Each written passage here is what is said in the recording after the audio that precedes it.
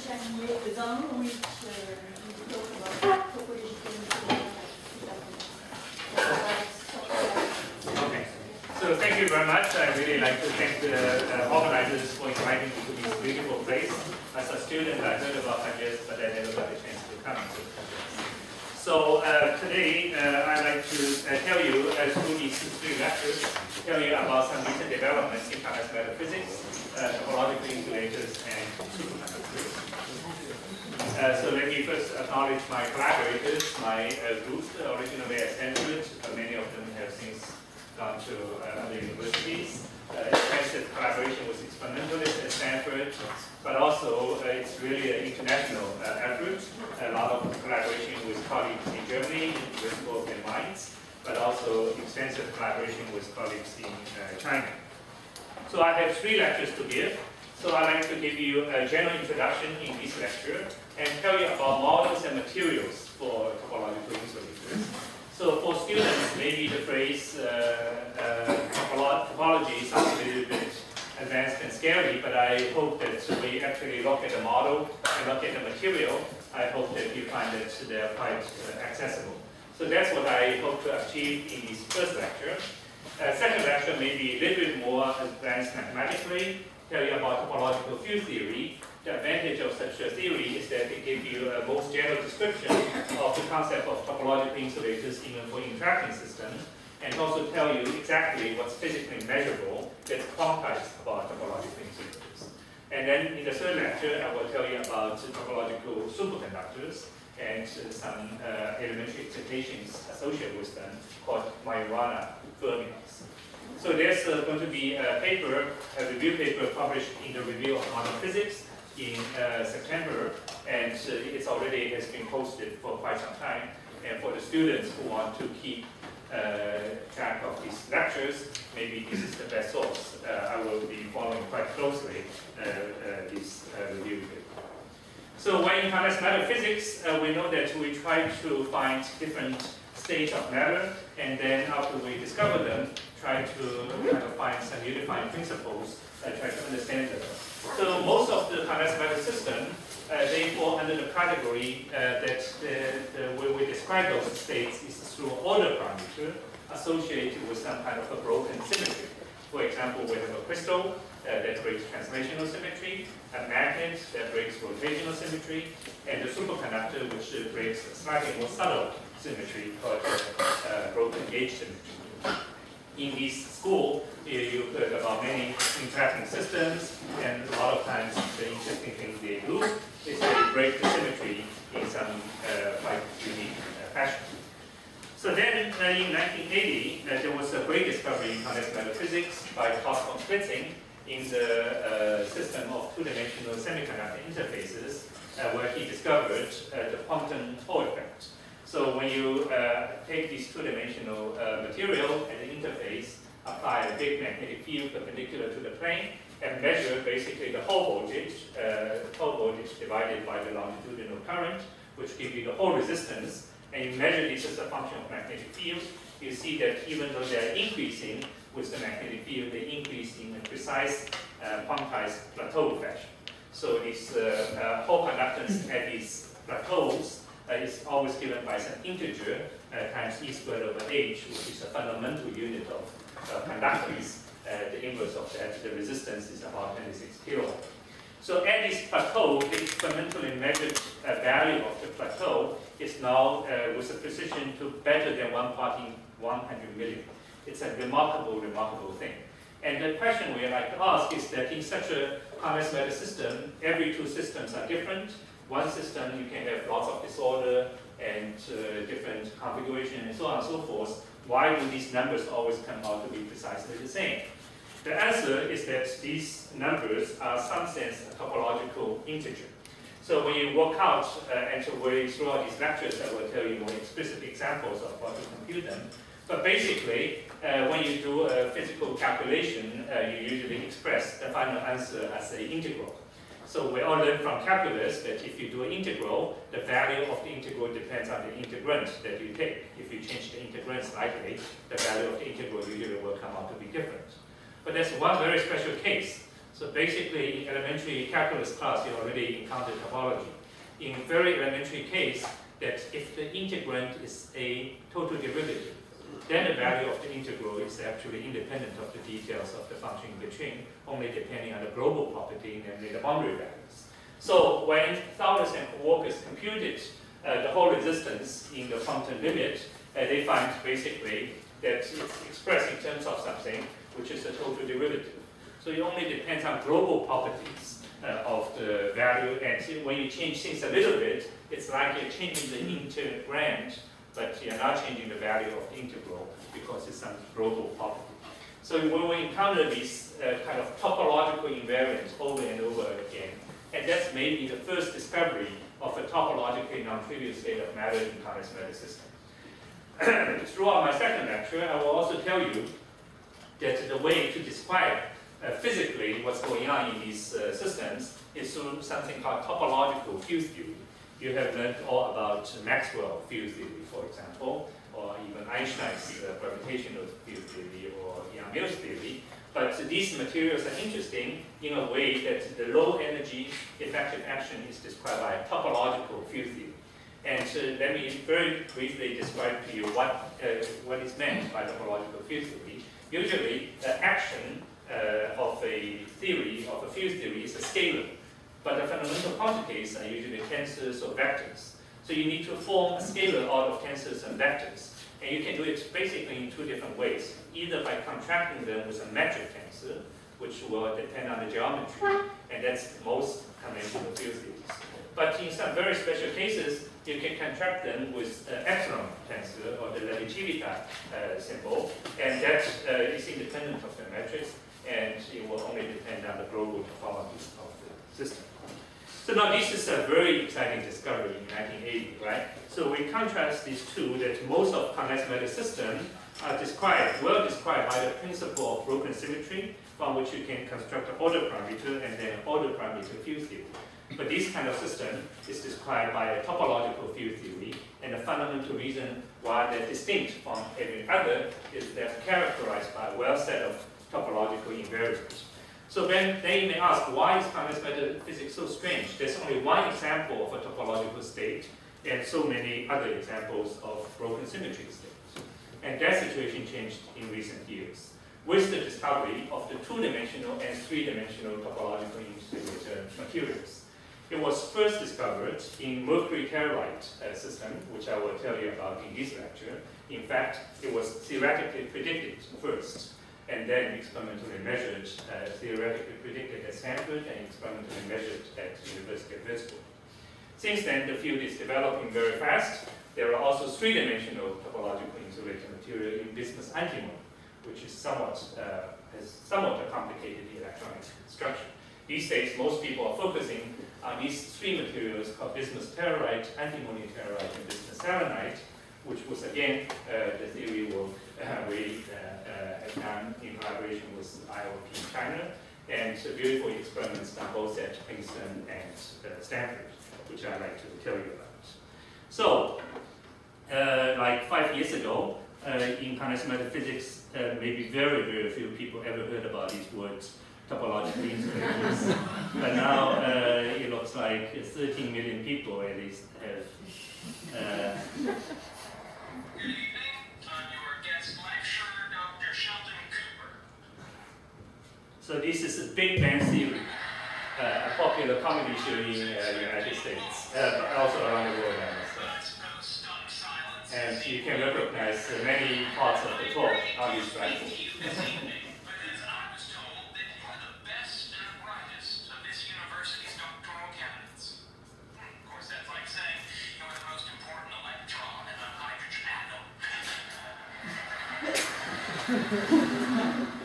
Because you see, there's only one electron in a hydrogen atom. That's the brightest my sweet potato. Let's begin. Show of hands. Who here is familiar with the concept of topological insulators?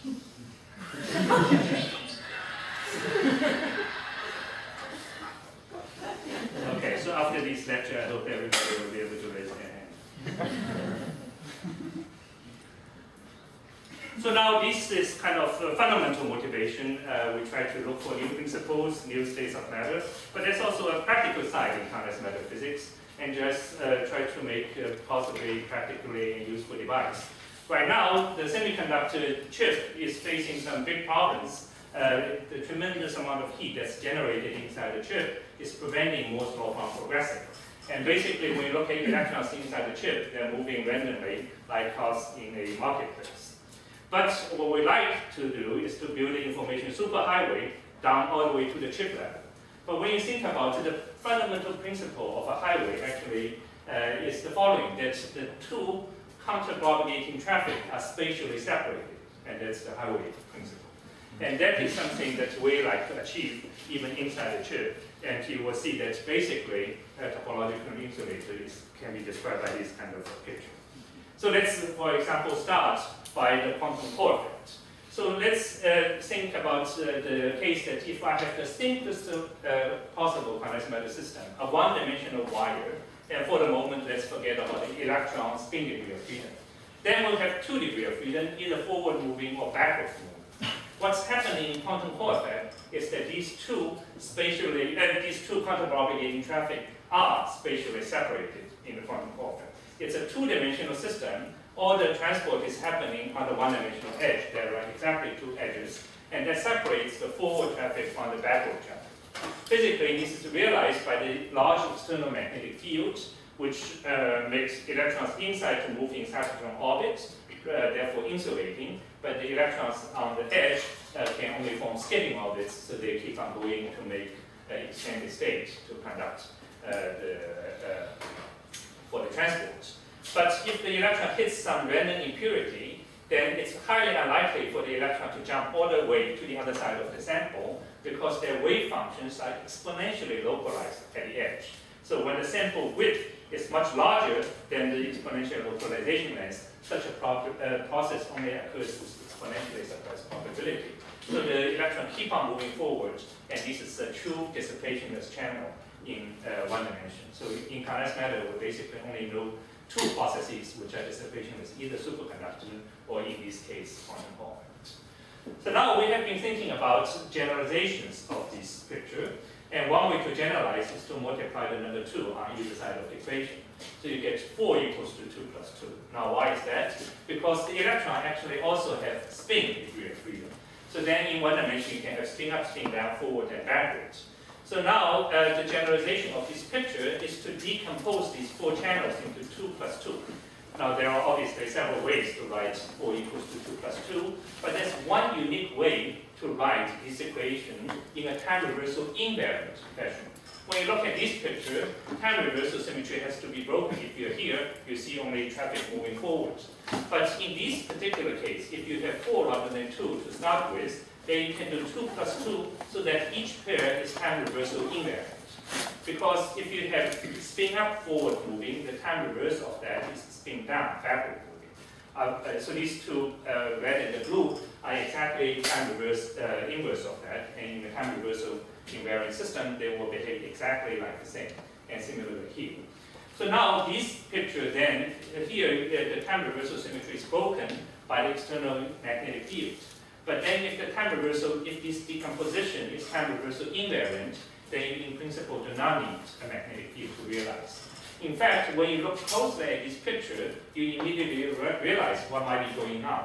So here, the magnetic field is directing a sense of motion by the right-handed rule. But here, what's happening must be something like spin-orbit coupling. Because you see in this picture, from the red picture, it's a spin up going around the sample in a clockwise fashion, but the blue, or the spin down, is going around the sample in a counterclockwise fashion. So in that state, quantum spin-Hall state, as we call it, has a perfect correlation between the spin motion and the orbital motion. So now you may wonder, why is this a good picture to have? Because here we gave a very nice argument to say that there's nothing that can scatter the electron back because the counter-moving traffic is on the other side of the highway. What happens here? So what happens here, it requires somewhat understanding of quantum mechanics, both the wave nature of the electron and the spin one-half nature of the electron. We remember from some elementary examples of optics for a photon, which is indeed a wave, that if photon hits a dielectrical film, it can have two ways of backscattering. And you can always choose the thickness appropriately so that these two backscattering paths interfere with each other destructively. But now when you look at electrons on this side of the quantum spin Hall edge, look at the possible scattering by a non-magnetic impurity. So then you see the electron with spin up is moving forward. If it's scattered by non-magnetic impurity, it can be backscattered into electron spin down by something like spin orbit coupling. But spin orbit coupling preserves time reversal symmetry. So if that process can happen, the time reverse process must also happen. So then in this case, the electron goes around the impurity in a counterclockwise fashion. But in either case, the spin has to rotate from up to down because only down spin can move back. So in this case, the spin follows the orbital motion adiabatically and rotates by pi. And in this case, it rotates by minus pi. What's the net difference between these? So what we need to do is to figure out what's the difference in the probability amplitude. So the difference is here electron rotates by pi, here it rotates by minus pi. The difference is pi minus pi, which is 2 pi. So we remember from elementary quantum mechanics again, but a deeply profound and yet mysterious fact that if you rotate spin 1/2 particle by 2 pi, it gives you a minus sign. So it tells you that these two processes always occur with the same probability amplitude absolute value, but with the opposite sign because of the minus sign associated with spin rotation by 2 pi. And that's the fundamental reason why on the edge state of quantum spin Hall effect, this argument, by the way, only applies to the two-dimensional topological insulator, which is what we're discussing now. Then edge state is one-dimensional, and that tells you that there's no way for backscattering because this minus sign is always there. And this minus sign is very robust because it only has to do with the fact that the electron is spin 1/2. Whereas this kind of usual geometrical protection is not so robust. It depends on how precisely is the thickness of the dielectrical film chosen. We can also view the same idea in momentum space picture, energy momentum space picture. In an ordinary insulator, you have a conduction band, you have a valence band. In some insulators, such as the ordinary silicon, you can have surface states. And surface they live inside the forbidden bulk energy gap region. But what we'd like to do is to ask the question whether these two pictures can be adiabatically distorted into each other or not. And you see these surface they have a crossing, but usually when you do a little perturbation to the Hamiltonian, these crossings are avoided. And if they're avoided a little bit, you can try to avoid them even more. So then we will say that there's no fundamental difference between this picture and that picture, or they're topologically equivalent in the sense that I can view all these states to be the valence state and all these states to be the conduction states. Now let's examine what happens to the edge state of the quantum spin Hall effect, or two-dimensional topological insulator. You have a conduction band, you have a valence band, and then you have this edge state, which also live inside the bulk gap region. But on one side of the edge, you will have two states. You have spin up dispersing positively and spin down dispersing negatively, and they intersect at one point, which is the k equals to 0 or k equals to pi point, which are time reversal invariant point in momentum space. So at that point, they satisfy an important theorem in quantum mechanics called the Cramer's theorem, which says that in a time reversal invariant system with spin 1/2 particle, all states have to form doubly degenerate pairs. And we have such a double degeneracy here. So now imagine that you keep the time reversal symmetry of the Hamiltonian, but change everything else. What can happen to this picture? What can happen to this picture is that this degeneracy point can move up or down. The shape of the dispersion curve can change, but the thing that cannot change is that this degeneracy cannot be removed into this way, because it satisfies the Cramer's theorem, and if your Hamiltonian is always time reversal invariant, you cannot destroy the Cramer's pair. So therefore, it's as if you always tie the knot between the conduction band and the valence band, and can never be untied unless you break the time reversal symmetry. So this is the fundamental idea that we can say that this situation is in a different topological class compared to the trivial situation. It's almost like in a Mobius strip that you twisted something and it no longer is the same. So that argument applies only to non-interacting electrons, but it gives you a basic flavor of what is meant by this idea of a topologically different class. In the next lecture, we will talk about how to give a general definition of a topological insulator for the interacting system. So now the question is where to discover such a system in nature. So this is a chart which you often see when you go to the office of a semiconductor engineer or a physicist. So that is a binary semiconductor in the space, plotted in parameter space of an energy gap, which can be translated into a color, and then the lattice constant. And both are very useful for the engineers to make optoelectronic device. They can immediately use the color to see which elements to take. And also by looking at the diagram vertically, they know how to construct heterojunctions by putting materials together which have the same lattice constant. So we were desperately looking for these topological materials, and all of these charts, where do we find it? And one day we were looking at this picture, and something very strange occurs to us. That the energy gap has an absolute zero. That all these materials have a positive energy gap, which you will naturally assume everything has a positive energy gap. But there's one strange material called mercury telluride that has a negative energy gap. And it was at that moment that we identified, it came to us to think that, and that has something, I will maybe tell you the story in the second lecture, how we initially came to this idea. But we will tell you a little bit more easier direct answers now in this lecture. That basically positive energy gap and negative energy gap are separated by a topological phase transition, and that is what led us initially to predict the first topological material in nature, which is mercury telluride. But there was also thanks to a lot of extensive collaboration and discussion with colleagues at the University of Würzburg, which helped us to understand the material properties of this material. So let me explain. So explicit model building and explicit calculation, how do we get this edge-state picture? So almost all semiconductors have a very simple band structure. They consist of S level and P level, and S level merges into a band. And the P level also merges into a band. But the P level also have a spin-orbit splitting. S level has L equals to 0, no spin-orbit splitting. But the P level has a spin-orbit splitting into P3 half and P1 half. And basically inside the solid, they all merge into a band. By the time you go to heavier elements, two things happen. One is, basically one is the spin-orbit coupling is larger and larger. So the splitting of the P level is larger and larger. The other is there's something called a Darwin term when you derive the effective Schrödinger equation from the Dirac equation that effectively pulls the S level down. So the net effect is that there's a level inversion that happens by the time you go to this material called mercury telluride.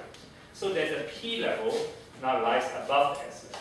So when you can find the sign of the gap, you have to adopt a convention, and because almost all the material have this property, S above P, by the time you get to mercury telluride, you will then have a negative gap as defined by this convention. Now why is this important? First of all, you can now do some wonderful engineering. You remember from this chart, mercury telluride has almost the same lattice constant as cadmium telluride. So therefore, you can build a quantum well structure with mercury telluride being the cheese and the cadmium telluride being the bread. You build a sandwich with mercury telluride in between. Then by NBE technique, you can vary the thickness of mercury telluride. What do you expect?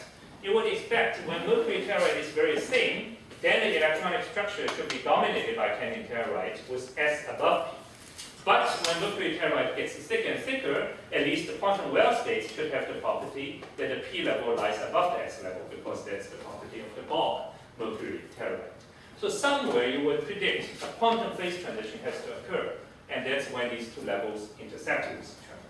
By some very simple calculation, you can show that this roughly happens around 6.2 nanometer in thickness of the mercury telluride quantum. Now why is this important? Let's build a tight binding model or effective model, continuum model for these materials. So we already said the important orbitals are S orbitals. Here we're in the school of multi-orbitals. We're not that many orbitals. We only have S and P. Now for P orbital, you know, we have usually 3. But for those cases in semiconductors, you only take the P orbital, which has the strongest spin-orbit coupling. So if you have spin up, you take Px plus Ipy, which has Lz equals to 1. And if you have spin down, you take Px minus Ipy, which has Lz equals to minus 1.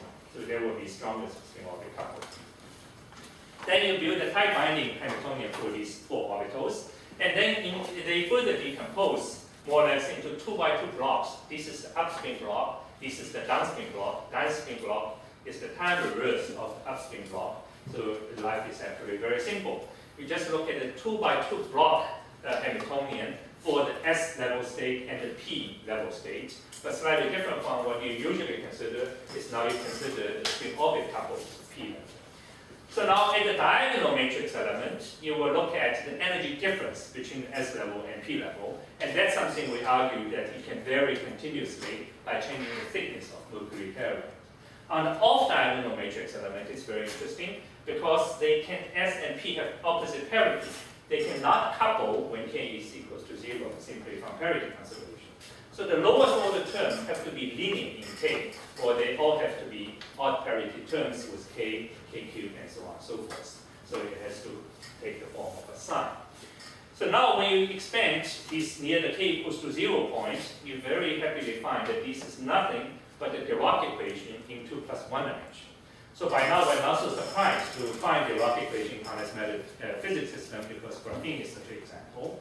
But I would like to argue or convince you that mercury telluride is a lot more interesting than graphene. A, because that this mass parameter is continuously tunable both in magnitude and sign, whereas graphene is more or less always at the massless limit. The other is there's a slight correction to the Dirac equation from the K squared term, because we're after all still finite metaphysics, we're allowed to introduce some corrections which breaks the Lorentz symmetry. But you can kind of understand that this K linear term occurs in this school of multi-orbital is because you have orbitals of opposite parity. So therefore they have to couple by operators which are linear in K to the lowest order. And that's why Dirac structure occurs, because Dirac is linear in K, Newton is K squared. So now, when you have this Dirac equation, you can then consider, the important thing is that as we vary the thickness of mercury telluride layer, we see this level crossing, but the level means the mass parameter of the Dirac equation. So actually, just to be precise, I introduced the terminology that this little m I call the Einstein-Dirac mass, the constant term, and the B term I call the Newtonian mass, because that's sometimes also referred to as the effective mass as being the coefficient of the K squared term. So what's changing is the Einstein-Dirac mass. The sign of it is changing because of this level inversion that happens between S and P. So the Dirac mass is changing sign, but the Newtonian mass and B is not changing sign. So what happens when you look at this model on a finite strip? So let's take Ky to be the periodic direction. So Kx in my Ky in my Hamiltonian is still a good quantum number, and for example, I can set it to be 0 at the beginning. But now, if I try to find the states in a finite strip, I will then have to replace all Kx by partial derivative. So all you do is then to solve this 2 by 2 matrix differential equation up to second order. And you find that you will find actually localized solution states. Most states are quantum well states which are extended and in the bulk, but there's one state which is possible localized at the edge. One state on this side and the other state on this side. And they are, just by looking at the express solution, you find that this is only possible in the inverted mass regime when the B M changes sign relative to B, and that's physically interpreted is when mercury telluride thickness is larger than 6 nanometer thickness. So where was the B term? The B term is the Newtonian mass term. No, but it's, I mean, it's nothing the same term. No, it's N is a function of these. So N is a function of K, right? So it has a constant piece. So M is a function of K, so it's a function of the constant part, but then K squared, and K squared is Kx squared plus Ky squared. Ky squared is a good quantum number, but Kx becomes replaced by second order derivative. But then, I mean, it's a B quadratic, right? What? It's a B quadratic equation, right? Yeah, biquadratic coefficient, yeah. No, I mean, so you have to have 4 ways, right? I mean, I just wonder how sensitive this thing is to respect to the magnitude of B, right? Yeah. So this is a very, very good exercise for all students to solve this model and to find that this is insensitive to the nature of the boundary condition. No, I'm asking about the B. The beta. Yeah. Yeah. So you only get a solution when this condition is satisfied. No, but if you change the magnitude of B, right? Boundary condition. No, the magnitude of B. Magnitude of B, yeah, only the relative sign matters. So, but this I don't understand, because the B, right, Yeah. is in front of the singular term, right? B is not, B is the coefficient of the quadratic term. Right, so when you approach the surface, right, this thing blows up, right? So Yeah, this becomes yeah. very So but we're looking at for the bound state solution, right? So we're looking for whether the bound state solution can have. So when you express it, so let's say the boundary condition is that it's back. So it's the final solution is a superposition of two exponents. Okay. So let's take the semi-infinite case. for response, right? Yeah, yeah. So let's take the semi-infinite case. So you generally have four possible roots.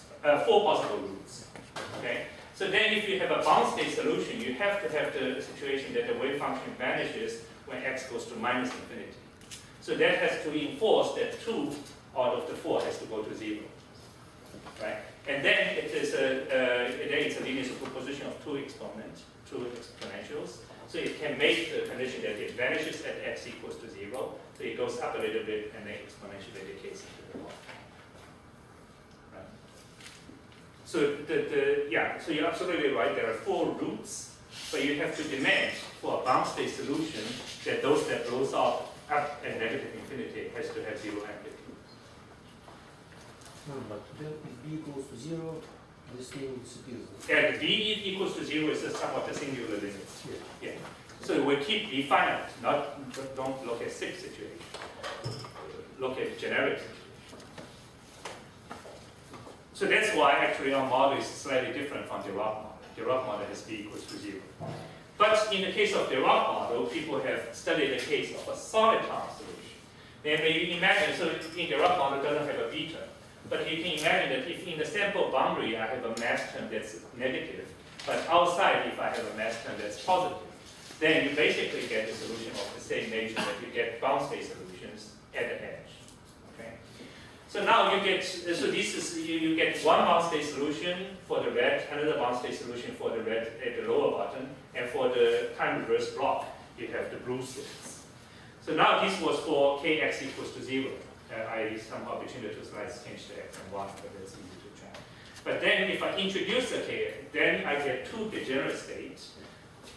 And then if I change kx, then they will change energy. And that's what exactly sweeps out the dispersion relation. Okay? So I think for all the students, this part, everybody should be able to reproduce. And if you can reproduce that, you understand the basic essence of topological insulation. It's just solving a differential equation.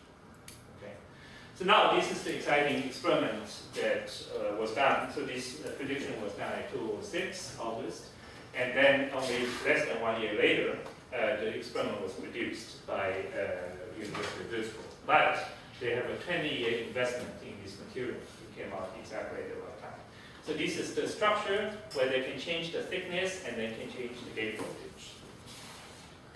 So what happens is that when they grow by MBE, a material less than 6 nanometer, nothing happens when you gauge the Fermi level in between. But then when they grow a sample with thickness greater than 6 nanometer, then when the Fermi level is tuned in between, they basically find there's a conductance of 2e squared over h due to these edge states. Whereas here, when you tune the Fermi level into the gap, the conductance is basically 0. It's a dramatic experimental difference between the two situations when you change the thickness of the layer just slightly.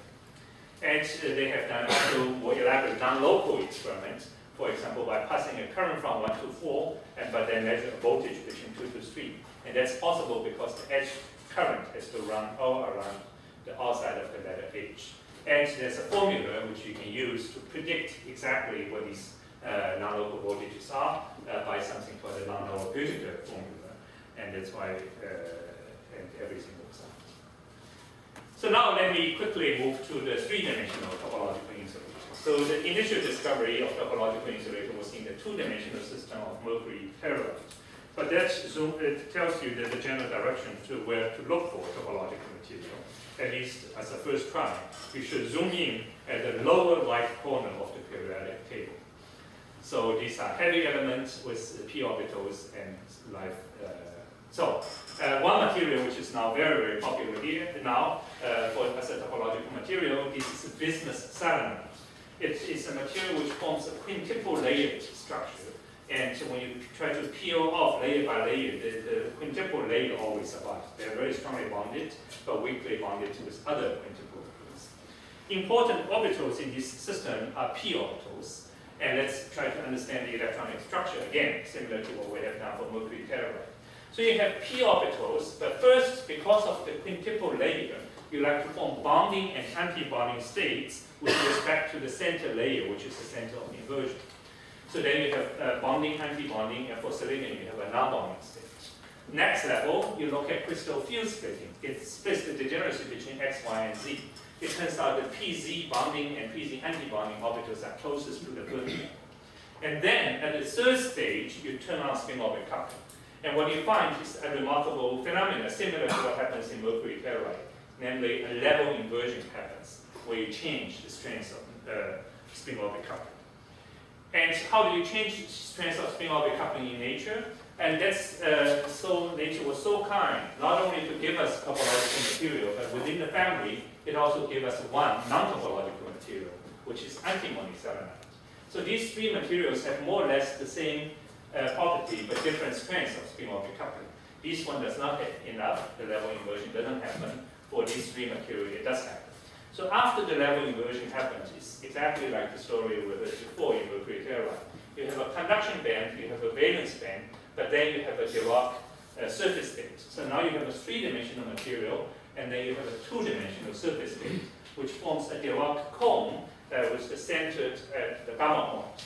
Because gamma point is time reversal invariant, there's nothing that can break the degeneracy there. Is it important that these are layered material? Or? No, it doesn't have to be layered, but it just so happens that it's Are easy there any Yeah, there are other materials. I'm done. So, but there's still question time, right? Yes, question. So maybe the question can be what happens next. But there was also some questions still in the Oh yeah, why did you ask this? If I understand correctly,